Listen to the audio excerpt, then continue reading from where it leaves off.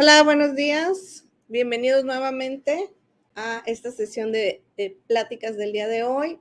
Nos acompaña la doctora Lilia Angélica Hurtado Ayala, la cual es química farmacobióloga de formación, tiene una maestría y un doctorado y actualmente se encuentra dentro del cuerpo académico consolidado de microbiología aplicada.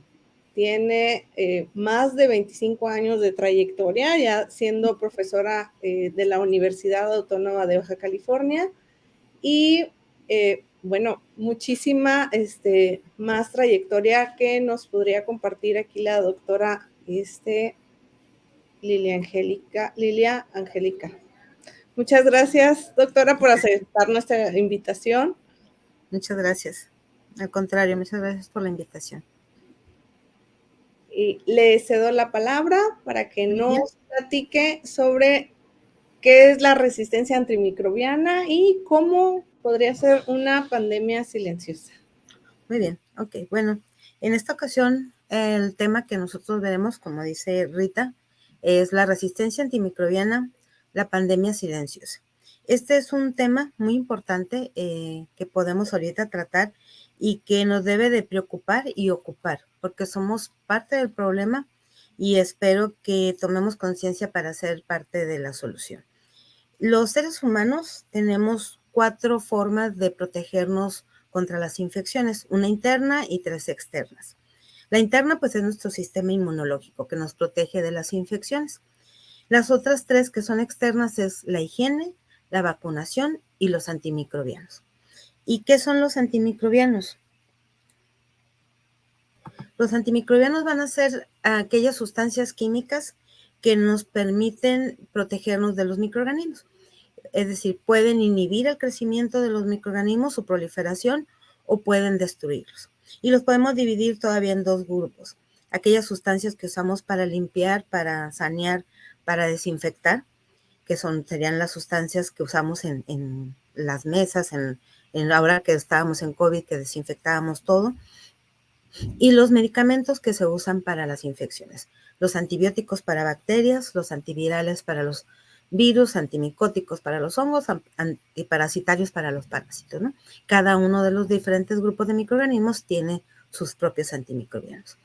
Aquí, obviamente, los microorganismos tienen un sitio diana para cada diferente tipo de antimicrobiano, pero eso no significa que todos los antimicrobianos vayan a poder actuar sobre todos los microorganismos. Y a esto nosotros le llamamos resistencia natural, es una resistencia intrínseca del microorganismo. Hasta ahí todo va bien, ¿no? El problema es cuando la resistencia es adquirida. ¿Qué es lo que pasa? Los microorganismos, al estar en contacto con sustancias como los antimicrobianos, ellas tratan de sobrevivir como cualquier ser vivo, tratar de sobrevivir en condiciones adversas. Empieza a producir mecanismos de resistencia, empieza a producir genes, enzimas, etcétera, para poder sobrevivir. Y se va haciendo fuerte, se va haciendo resistente. Y nosotros tenemos gran culpa en esto porque dejamos de tomar los medicamentos, abusamos del uso de los antibióticos, etcétera. Y es cuando aparecen las que conocemos como las superbacterias. Las superbacterias son aquellas bacterias que son resistentes a la mayoría, si no es que a todos los antibióticos, ¿sí? Y ahora se le dice también resistencia, antes decíamos resistencia a los antibióticos, ahora decimos a los antimicrobianos porque ya se vio que también tanto virus, parásitos, hongos se están haciendo resistentes a sus medicamentos.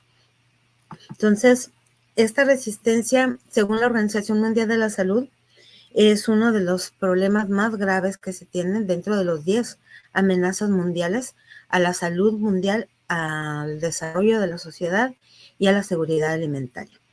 Se ve que la resistencia antimicrobiana no distingue poblaciones, no distingue sexo, edad, condiciones socioeconómicas, etcétera, es en todo el mundo. Para el 2014 la OMS hizo un estudio en toda la población durante 3 años y se dieron cuenta que en todo el mundo existía el mismo problema. No era una selección específica en un sitio, sino en todas partes. Entonces, ¿qué es lo que pasa? en esta pandemia silenciosa que le decimos. Yo considero, en forma muy personal, que el descubrimiento de los antibióticos y el descubrimiento de su uso terapéutico para evitar o para atacar las infecciones son de los dos más grandes éxitos que existen en la medicina moderna, porque cambiaron la trayectoria, cambiaron el curso de nuestra historia, pudiendo evitar y pudiendo eliminar aquellas infecciones que podían a veces mermar a la gran mayoría de la población, acabar con pueblos enteros. Y el uso de los antibióticos pues logró que se tenga una mejor calidad de vida. En 1928 Alexander Fleming fue el que descubrió pues, el primer antibiótico, la penicilina, pero esta fue usada hasta los años 40 por problemas para su purificación y se utilizó por primera vez en la Segunda Guerra Mundial, que obviamente pues ayudó a salvar la vida de miles de personas. Pero al año siguiente, para 1943, apareció la primera resistencia antimicrobiana. Para los años 50, el primer microorganismo que ya se estableció como el primero que fue resistente, que es Staphylococcus aureus, se hizo resistente a penicilina. Se utilizó meticilina y al año siguiente se hizo resistente a la meticilina. Y con eso a todos los anteriores betalactámicos que existían. Para los años 70 fue el auge de la producción de muchos antibióticos, pero también pues, la aparición de la resistencia. Para los años entre los 80 y los 90, ya no solamente se utilizaron los antibióticos en los hospitales, sino también de forma indiscriminada en la población, porque por un dolor de ojo, un dolor de cabeza, un dolor de garganta, una diarrea, querían usar antibióticos. Y como en muchos países eran de venta libre, pues podían comprarlos a grandes cantidades, ¿no?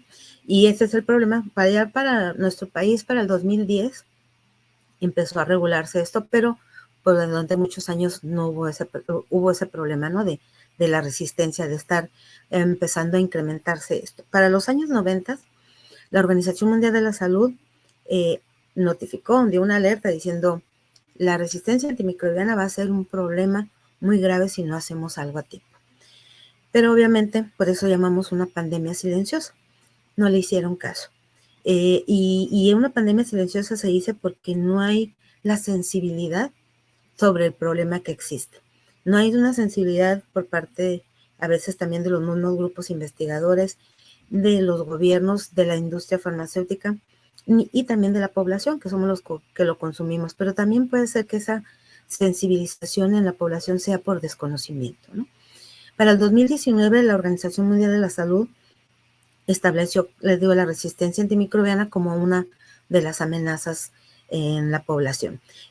Más de casi 5 millones de muertes al año por resistencia asociada a resistencia antimicrobiana y directamente casi 1.7 millones de muertes.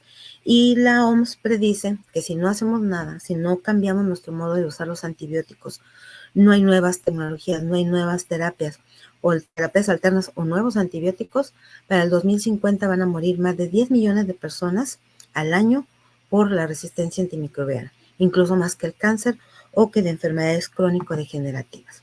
Ese es un ejemplo solamente muy, muy breve sobre los cambios que se tienen, ¿no? Podemos ver en esta parte, son antibiogramas, en donde vemos los encidiscos que tienen antibióticos, los halos que vemos, se cambió. Los halos que vemos alrededor no hay crecimiento ahí, y lo vemos 10 años después, la misma bacteria con los mismos antibióticos que ya es resistente, que incluso crece sobre los encidiscos. Si nosotros nos llegamos a enfermar o a infectar con una bacteria así, lo más seguro es que moriríamos por eso, ¿no?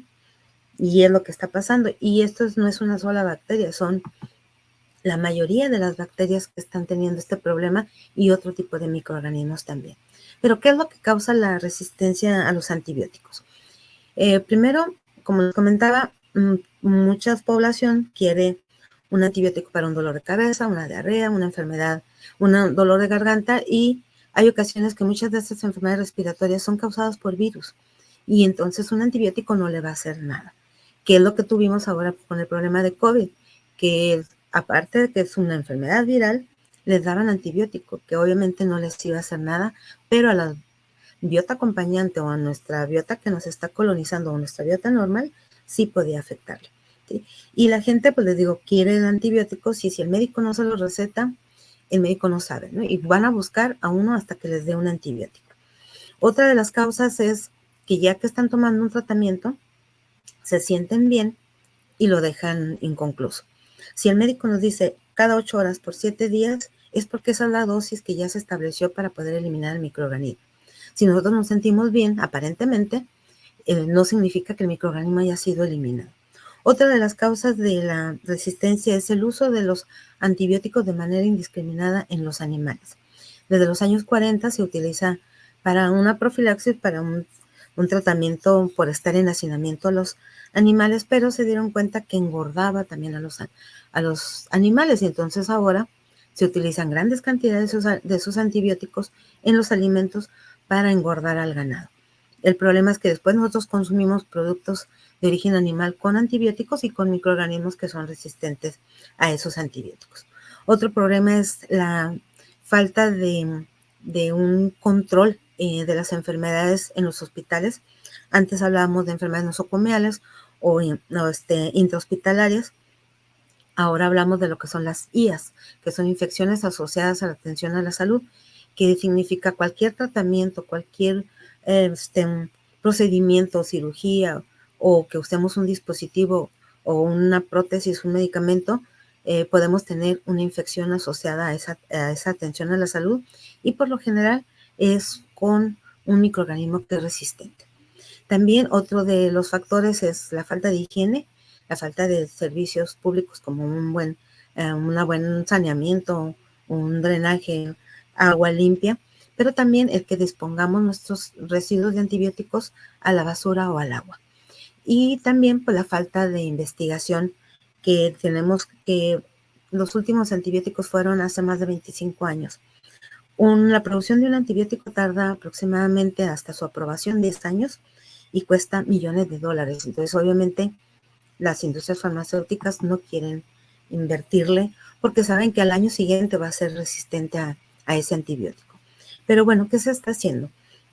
Existen muchos organismos, grupos, por ejemplo, en nuestro cuerpo académico nosotros realizamos investigaciones para la revisión de los perfiles de mecanismos, pero también estamos tratando de buscar nuevas moléculas, nuevas alternativas sobre el uso de los antibióticos y cómo poder eliminar la resistencia o poder eliminar la infección.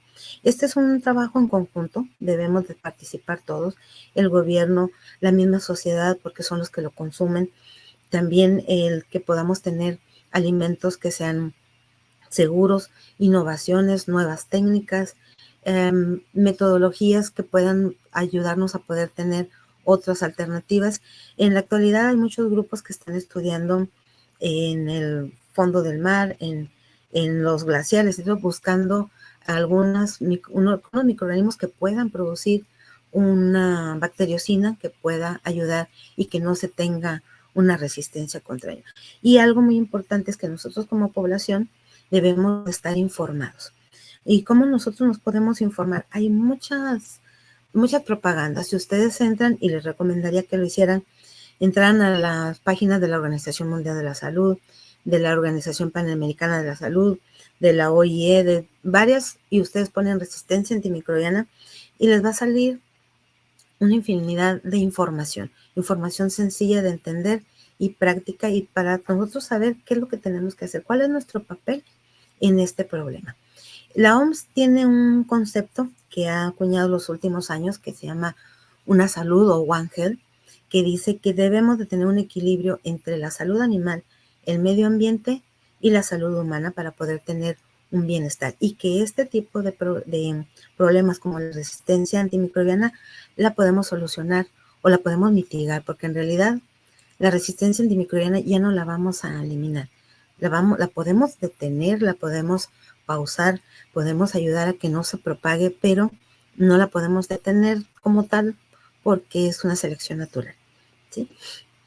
Y aquí nosotros, pues obviamente el gobierno debe de tener políticas, hay procedimientos que están en la Organización Mundial de la Salud, que están en otros organismos también, incluso los ministerios de salud de algunos países y el de nosotros también, la Secretaría de Salud tienen procedimientos, tienen políticas para el uso de los antibióticos.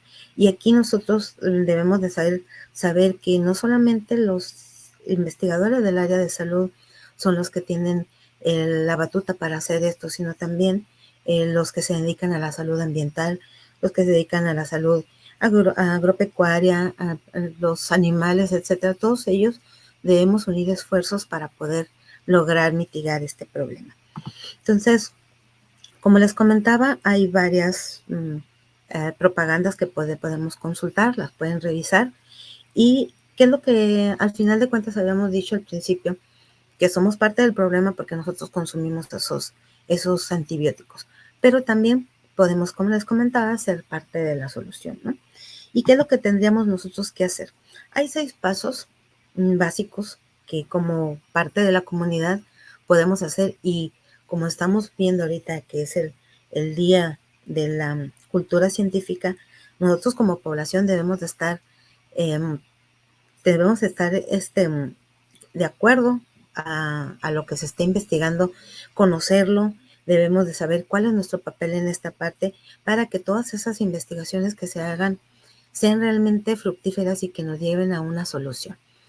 Primero, como población, como comunidad que consumimos antibióticos, es uno, usar solamente antibióticos que nos den con una receta. Es decir, si tenemos alguna infección o tenemos síntomas de una posible infección, ir con el médico para que él nos mande a hacer un estudio para realmente si es una infección la que tenemos y podamos decir qué tipo de microorganismo es y qué tipo de antimicrobiano realmente le va a afectar a ese microorganismo.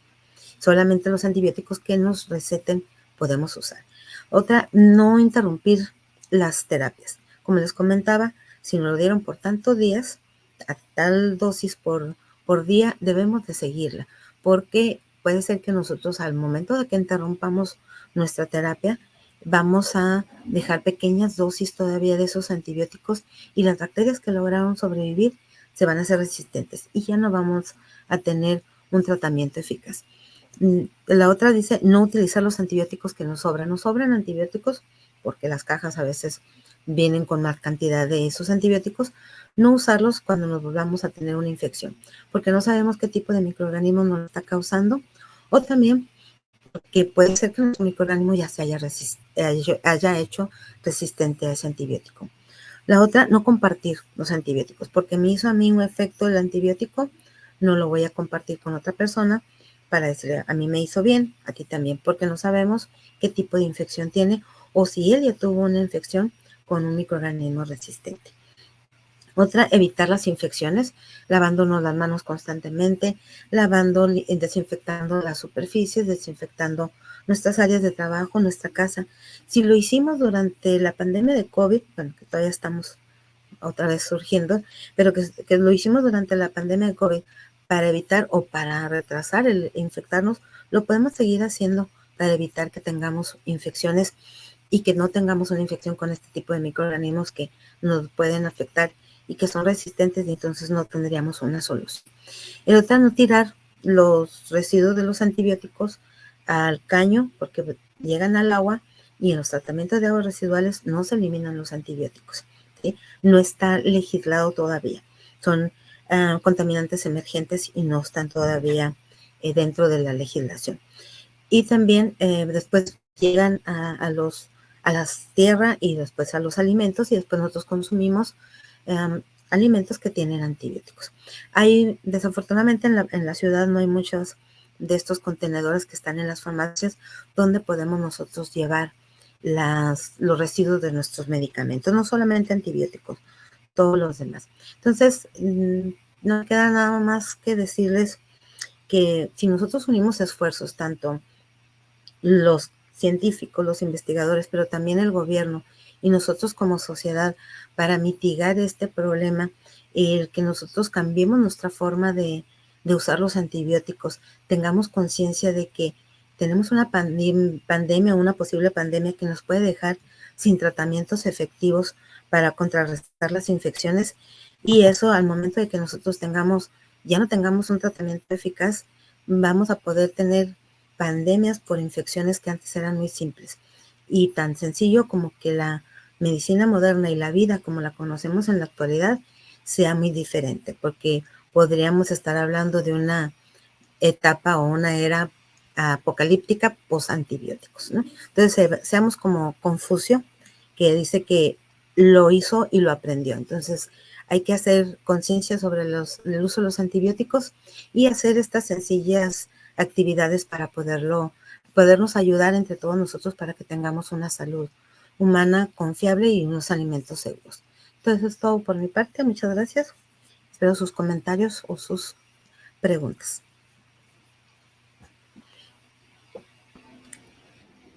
Muchísimas gracias, doctora. De nada. Y al contrario, gracias. Y bueno, es un tema muy, muy importante. De hecho, hay muchas personas que, me imagino todos conocemos algún familiar, amigo, conocido, que de repente, híjole, nada más me sentí poquito mal y ya me tomo algún medicamento, ¿no? Me tomo, Sí. principalmente consigo un antibiótico, ¿verdad? Y aquí Así vemos el problema tan grave que puede representar. Claro, claro. Y es en toda la población y en todo el mundo, ¿no? Sí. Tenemos aquí una pregunta. Daniel Briones nos pregunta que cómo ve la posibilidad de utilizar bacteriológicos para combatir Bacteriófagos. Son, perdón.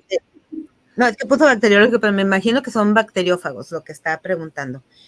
Sí, de hecho se han estudiado sobre todo, se usan en animales, en pescados, en cultivos de mar, sí se utiliza. El problema para usarlo en los humanos sería que un bacteriófago es un virus que va a atacar una bacteria. Entonces estaríamos nosotros incluyendo o integrando un virus a un ser humano para combatir una bacteria, una infección bacteriana, pero ¿qué nos garantizaría que ese virus después no pudiera provocarle una enfermedad peor, ¿no? Entonces, ese es el principal problema ético que se tiene para la utilización de los bacteriófagos. Se utilizan animales, sí, y se han encontrado, nosotros de hecho hemos encontrado en el cuerpo académico, hemos encontrado muchos bacteriófagos en el agua, pero pues todavía está en cuestiones éticas el poderlo utilizar. Okay. Aquí le mandan felicitaciones por su plática. Telcota, Sergio Solís. Gracias. Y mencionan que la más experta en el tema. Es mi exalumna por eso. Y Andrea Soberanes nos dice que gracias por su plática y que esperemos pronto tengamos tratamientos alternativos contra estos microorganismos resistentes. Sí, sí hay varias moléculas que se están probando, pero como les digo, tarda 10 años en salir un antibiótico, entonces debemos de buscar alternativas con otro tipo, no tanto como un antibiótico, sino otro tipo de tratamientos alternos.